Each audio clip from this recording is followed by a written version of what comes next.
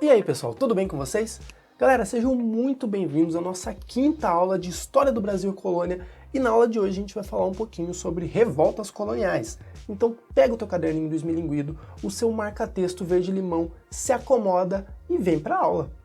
Galerinha, a gente pode definir revoltas nativistas como revoltas feitas por pessoas que viviam no território brasileiro, certo? E que buscavam resolver determinado problema na colônia. Só que olha só, presta bem atenção, eram revoltas que não buscavam se separar de Portugal, beleza? Então não eram revoltas separatistas, a gente vai falar disso mais tarde. Moçada, isso aqui vai mostrar pra gente que durante o período colonial tá tendo muita insatisfação popular e olha só, presta muita atenção, crise no sistema colonial. As revoltas nativistas, junto com as revoltas separatistas, vai iniciar um momento de maior crise do sistema colonial. Tudo bem? Então vamos lá. Para trabalhar as revoltas nativistas, a gente vai falar um pouquinho da revolta de Beckman, que aconteceu ali em 1684. Vamos falar da Guerra dos Mascates, que aconteceu ali em 1710. Revolta de Vila Rica, 720. E Guerra dos Emboabas, em 1707. Tudo bem, moçada? Então vamos começar. Então, moçada, a revolta de Beckman tem como contexto a decadência do comércio e da produção de cana-de-açúcar ali no Nordeste. Lembra que eu comentei para vocês que a Holanda passou a ter o monopólio da venda de açúcar, certo? Isso meio que quebrou os comércios açucareiros no Brasil. Para ajudar, o governo português meio que promovia um descaso com a região Nordeste, porque a partir desse momento o Nordeste não vai ser a região que mais vai dar lucro para Portugal, vão ser as regiões das Minas Gerais, tudo bem? Região sul e sudeste do Brasil, a gente viu isso na última aula, lembram?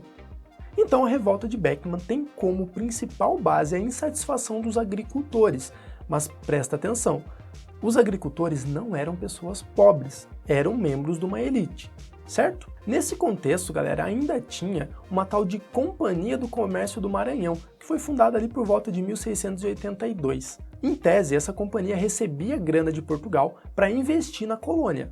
De certa forma, ia cuidar do comércio ali da região do Maranhão, da região do Nordeste, tudo bem? Então, de modo geral, tudo que as pessoas precisavam comprar e vender, eles tinham que falar antes com a Companhia do Comércio do Maranhão. Era como se eles fossem um intermediário de tudo. Então, quando o agricultor precisava de uma mão de obra escravizada, ele precisava entrar em contato com a Companhia do Comércio do Maranhão. Esse processo de solicitar a mão de obra acabava demorando muito. E a gente está num contexto que os jesuítas são contra a escravização indígena, certo? Então, Portugal em si é contra a escravização indígena. Então, moçada, por falta de investimento de Portugal na colônia, os agricultores passam a ter menos lucro. E você quer ver gente revoltada é quando o burguês deixa de ter lucro. Então, uma galera lá incentivada por Tomás e Manuel Beckman, que eram dois irmãos, esse pessoal ocupou o governo do Maranhão, suspendeu os negócios com a Companhia do Comércio do Maranhão e expulsaram os jesuítas da região também. É claro que o pessoal que se revoltou foi duramente reprimido pelas autoridades portuguesas. Beleza, professor, e qual foi a consequência disso tudo? Calma que eu te explico. Olha só, o Manuel Beckman foi detido e enforcado. Nossa, professor, enforcaram o cara? Enforcaram o cara. A gente tem que lembrar que, nesse contexto, o pessoal era cheio de querer dar exemplo, então o governo português falou assim, você, Manuel, vai servir de exemplo para que qualquer outro pessoal que queira se revoltar contra a gente, lembrar que vai morrer na forca também. O irmão dele, o Tomás, ficou preso por 20 anos. Por outro lado, a Companhia do Comércio do Maranhão voltou a atuar normalmente, os jesuítas também puderam voltar ao Maranhão, só que aí, um ano depois, em 1685, Portugal decretou o fechamento definitivo da companhia. Beleza, moçada? Fez sentido? Lembrando que se não fizer sentido, manda mensagem no WhatsApp que a gente dá um jeito de responder, certo? Meus queridos, vem comigo. Olha só, Revolta dos Emboabas, ou Guerra dos Emboabas. Para entender essa revolta, moçada, é só a gente voltar lá na última aula. Lembra que eu falei para vocês da questão do bandeirantismo? Então, os bandeirantes encontraram ouro aonde? Nas Minas Gerais, exatamente. Então, por conta do Pacto Colonial, todo o ouro encontrado no território brasileiro pertencia a Portugal. Mas os bandeirantes não estavam nem aí. Então vai começar uma treta entre bandeirantes e portugueses. Basicamente, para você entender a Guerra dos Emboabas, você tem que ter em mente que era uma disputa pelo controle da exploração do ouro na região de Minas Gerais. Bem tranquilo, moçada, não tem erro. Mas, professor, o que é um emboaba? Olha só, os bandeirantes chamavam os paulistas de emboabas. Por quê? Se liga, existia um pássaro que tinha as perninhas todas cobertas de pena. Então os bandeirantes fizeram uma comparação, porque os portugueses utilizavam botas de cano alto, ou cano altíssimo, como eles chamavam, né? Botas que iam até para cima do joelho. Então era uma espécie de comparação, somente isso. Tudo bem? Moçada, essa é uma guerra que aconteceu com poucos registros, então a gente não sabe muito bem o que rolou nela. Lembra que a história se baseia em fontes, em registros. Tudo bem? O que a gente sabe é que ela foi realizada no que hoje é a atual região metropolitana ali de Belo Horizonte, região ali de Sabará e Caeté. E nessa guerra teve um evento muito importante que se chama Capão da Traição. Então o que acontece? Os bandeirantes paulistas eles estavam em menos número que os portugueses. Então os portugueses meio que proporam um acordo. Tipo assim, ó galera, entreguem as armas e que nada vai acontecer com vocês. Os bandeirantes fizeram isso, se renderam, entregaram as armas, só que o pessoal de Portugal estava de zoeira, moçada, e acabou assassinando todos os bandeirantes paulistas da região. Beleza pura, moçada? Então quem vence a Guerra dos Emboabas são os portugueses. Mas galera, qual é a consequência disso tudo? A região passa a ser explorada, ou seja, aquela região que era cheia de ouro passa a ser explorada pelos portugueses. Fechou, galerinha? Também, Guerra dos Emboabas, Revolta dos Emboabas, não tem segredo. Melzinho na chupeta. Meus queridos, agora a gente vai falar um pouquinho da Guerra dos Mascates. E pela palavra mascate, vocês podem entender como comerciantes. Então o mascate nada mais era do que um comerciante. Então olha só, moçada, também vai ser uma treta, porque os agricultores de Pernambuco eram contra o abandono por parte da coroa portuguesa. E nessa guerra vão se destacar duas cidades, Olinda e Recife. Então olha só, Olinda era uma cidade grande e vivia basicamente da aristocracia rural, ou seja, dos grandes agricultores, e tinha uma câmara municipal. Por outro lado, Recife era uma região mais afastada de Olinda e vivia por base dos comerciantes portugueses, os chamados mascates. Tudo bem? Então olha só, Olinda reprimia Recife por meio da criação de leis abusivas de impostos, beleza? Além disso, a Câmara Municipal isentava os impostos de Olinda e aumentava os impostos de Recife. Isso, é claro, vai fazer gerar uma revolta. Então, Recife cria sua própria Câmara Municipal e se separa, ou seja, deixa de responder às leis de Olinda. Recife, então, deixa de ser uma vila e passa a ser uma cidade. Mas é óbvio que a aristocracia de Olinda vai responder a isso.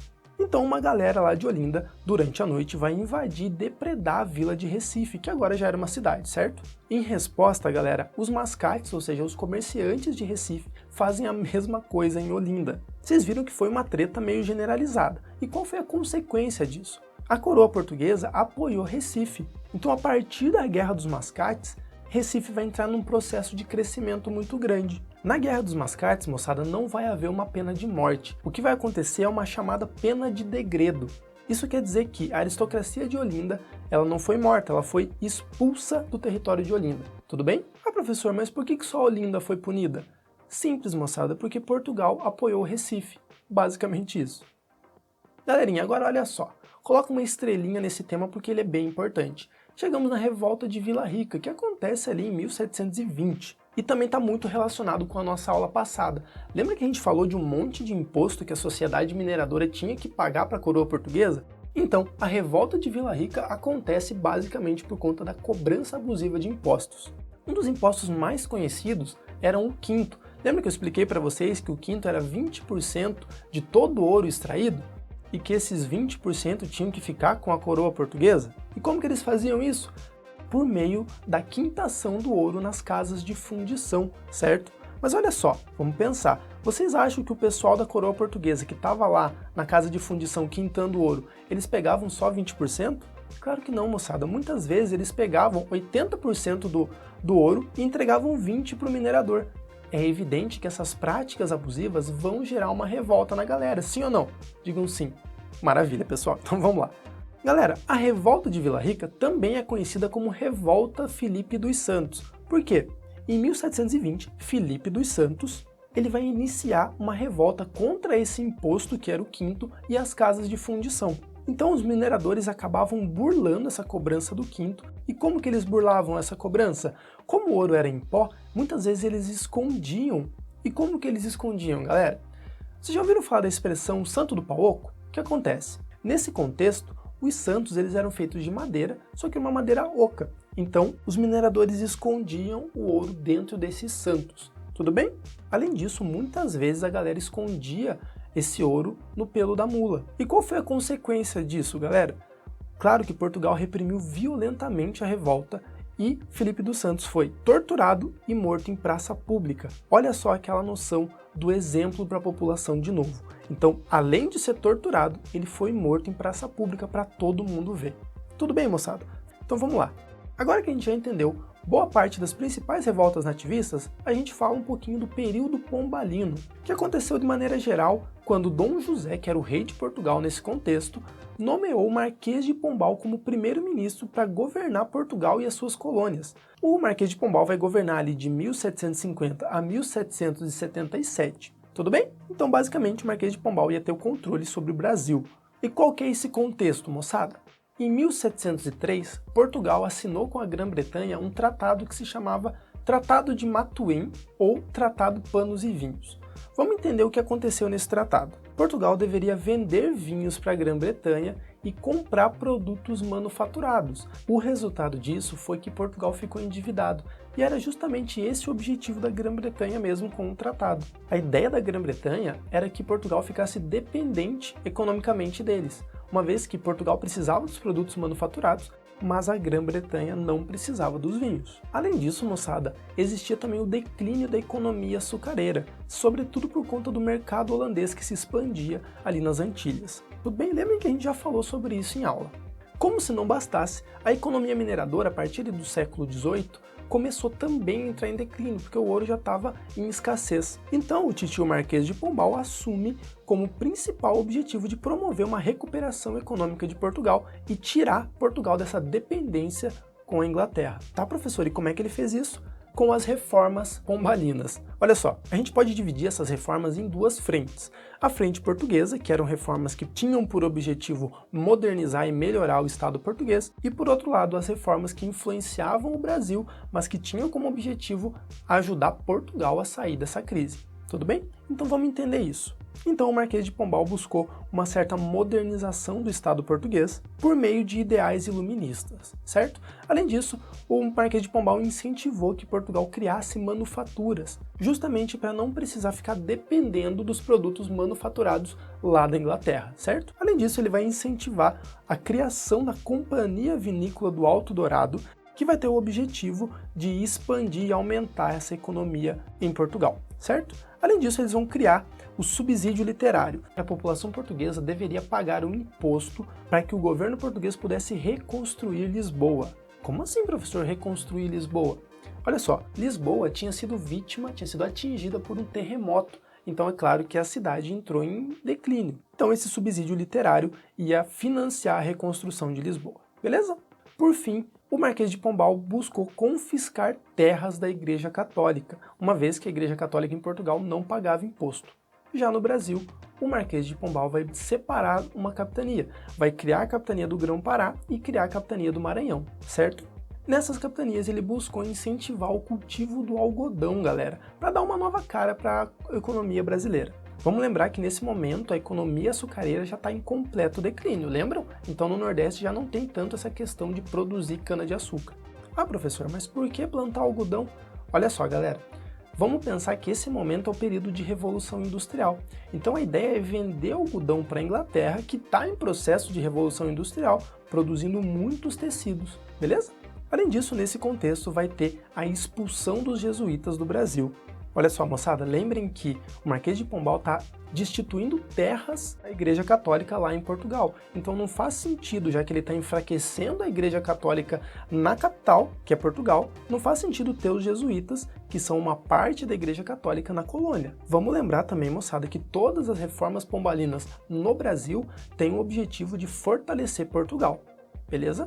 Moçada, vai ser também no período pombalino que vai se criar o Tratado de Madrid, lá em 1750. A gente falou um pouquinho na última aula sobre o Tratado de Madrid. De modo geral, o Tratado de Madrid ele definia novos limites da fronteira do Brasil. Basicamente, ele tinha a função de substituir o Tratado de Tordesilhas. E aqui também, olhem só, lembrem da última aula, ele vai instituir o imposto que é a derrama. Lembram? Que é aquela ordem que, caso os mineradores não pagassem todos os impostos, os fiscais da coroa portuguesa poderiam utilizar da violência. E por fim temos a mudança da capital, que antes era Salvador e passa a ser o Rio de Janeiro. Lembrem que essa mudança da capital está muito relacionado com essa mudança do foco econômico nacional.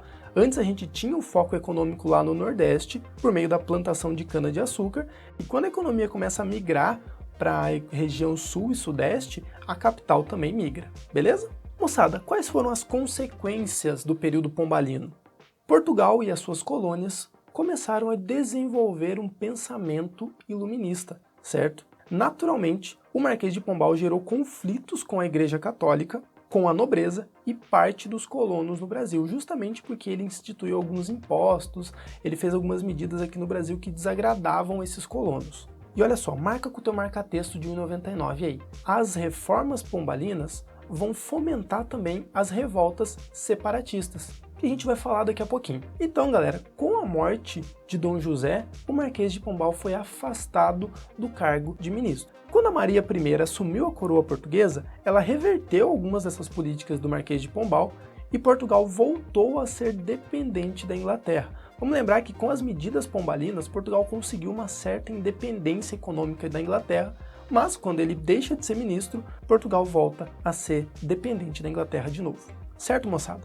Meus queridos, agora a gente trabalha um pouquinho com as revoltas separatistas. Vamos lá, já vimos as revoltas nativistas, ou seja, que não tinham cunho separatista, vimos também as reformas pombalinas e como ela influencia na economia portuguesa e brasileira, e agora vamos trabalhar um pouquinho com as revoltas separatistas. Então vamos lá, vamos tentar entender o que foi isso. Primeiro, vamos definir como revoltas feitas por pessoas que viviam no território brasileiro e que buscavam independência desse território em relação a Portugal. Tudo bem? É claro que nesse contexto, galera, lá na Europa está efervescendo um monte de movimento iluminista. E é claro que aqui no Brasil não seria diferente. Então essas revoltas separatistas, muitas delas têm cunho iluminista.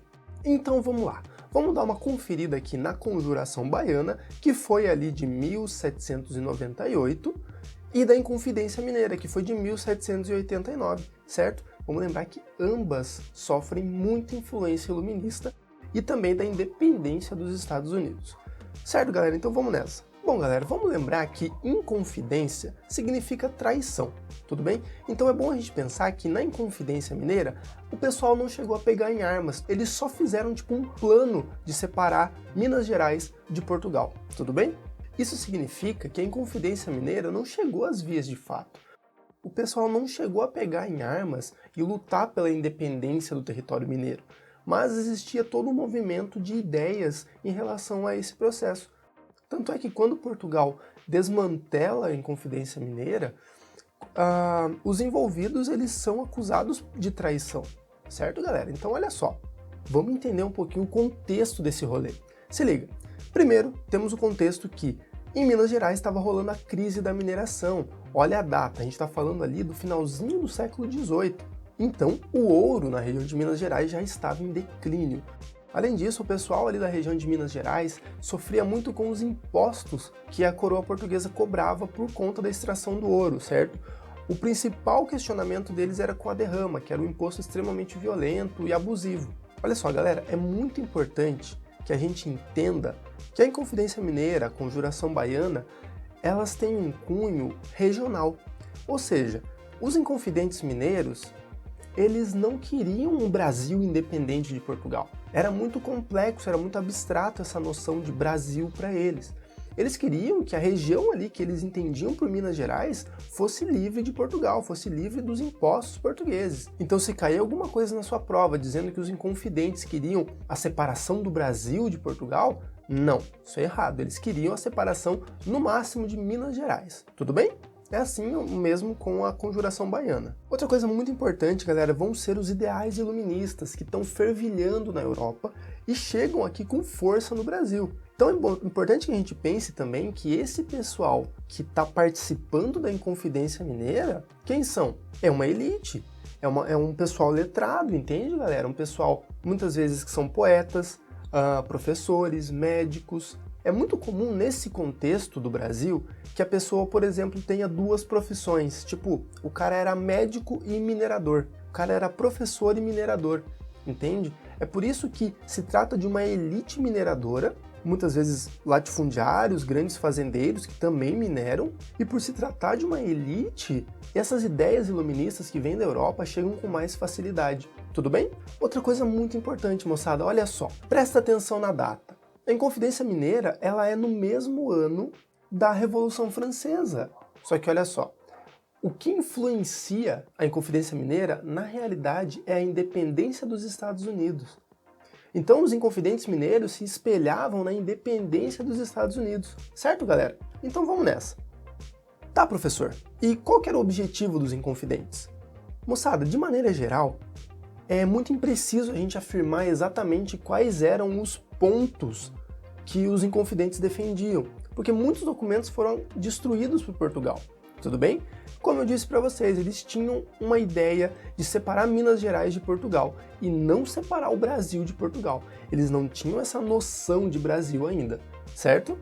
Mas olha só, galera, eles queriam instaurar uma república, entretanto, havia muita contradição dentro dos Inconfidentes. Por exemplo, eles pregavam uma ideia de liberdade, contudo eles não eram contra o fim da escravidão. Então eles queriam uma república escravocrata. Tudo bem? Aí você fala, professor, mas eles não buscavam a liberdade? Sim, galera, eles buscavam a liberdade para eles, ou seja, para essa elite, que basicamente tinha que pagar imposto para Portugal. Tudo bem? Então, olha só, galera, como eu falei para vocês, não foi um conflito armado. Os confidentes sempre estavam discutindo as medidas a serem tomadas, e a Inconfidência durou pouco. Por quê? Rolou uma parada que se chamava delação. Eu tenho certeza absoluta que em algum momento, se você assistiu o jornal entre 2013 e hoje, você já ouviu falar dessa palavra. O que aconteceu foi o seguinte, um tal de Joaquim Silvério dos Reis, que era um inconfidente, ele acabou entregando os parceiros dele, certo? Então ele acabou caguetando a galera mesmo. Ele entregou os parças em troca de que as suas dívidas fossem perdoadas pela coroa portuguesa. E a partir disso, Portugal começa a perseguir os envolvidos, certo? E olha só, muitos dos inconfidentes negaram a sua participação na Inconfidência Mineira. Entretanto, um deles, que era o Joaquim José da Silva Xavier, não negou a participação. Tudo bem? Esse Joaquim José da Silva Xavier era o Tiradentes. E galera, olha só, existe muita manipulação nessa imagem de Tiradentes, nessa famosa imagem do Tiradentes, certo? São imagens, essas duas imagens que vocês estão vendo, são imagens do período republicano do Brasil. Tudo bem? Ou seja, mais de 100 anos depois da morte de Tiradentes. E percebam como Tiradentes se parece com Jesus. Mas na realidade, quando Tiradentes morreu, o real oficial, existem relatos de que ele estava careca. Ele não era cabeludo assim, certo? Então a ideia aqui é que a gente pense no Tiradentes como um herói nacional, certo? Quando a gente for conversar sobre a proclamação da República, quando a gente for falar dessa transição do período imperial para o período republicano, a gente vai adentrar mais a esse ponto. Mas o que vocês têm que saber até aqui? Lá, quando a República foi instaurada no Brasil, de modo geral, o governo precisava de um herói, precisava de um mártir, certo? Alguém que tivesse lutado contra a tirania da coroa portuguesa, contra a tirania do regime monárquico. E eles vão acabar elegendo Tiradentes a isso. Por isso que essas imagens que a gente vê hoje do Tiradentes como se parecendo muito com Jesus Cristo, certo? A imagem do próprio Joaquim Silvério dos Reis como Judas, o cara que traiu a galera. Então isso está muito presente. Mas é bom pensar que o Tiradentes ele não lutava por uma independência do Brasil. Ele estava cagando pro Brasil. Ele queria simplesmente uma independência ali da região de Minas Gerais em relação à coroa portuguesa. Beleza, galera? E é claro que o Tiradentes ele foi crucificado e esquartejado para que isso sirva de exemplo também para as outras pessoas. Tudo bem? Então olha só, quando a gente fala da Conjuração Baiana, ela aconteceu em 1798 e o contexto é basicamente o seguinte. Nesse contexto, como eu falei para vocês, o Marquês de Pombal já tinha transferido a capital da colônia para o Rio de Janeiro, certo? Tirado lá do Nordeste. É um momento que a economia açucareira, a economia da cana-de-açúcar lá no Nordeste está em declínio, portanto, a região Nordeste está em declínio, passando-se ao poder econômico ali para a região Sul e Sudeste, beleza? E olha só, a Conjuração Baiana também vai se basear em ideais iluministas e também vai se inspirar na independência dos Estados Unidos.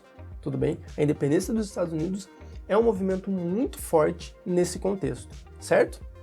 A Conjuração Baiana, galera, teve a participação de camadas populares junto com as classes médias e a elite, diferente da Inconfidência Mineira, que contou só com a participação da elite, beleza? E quais eram os objetivos do pessoal?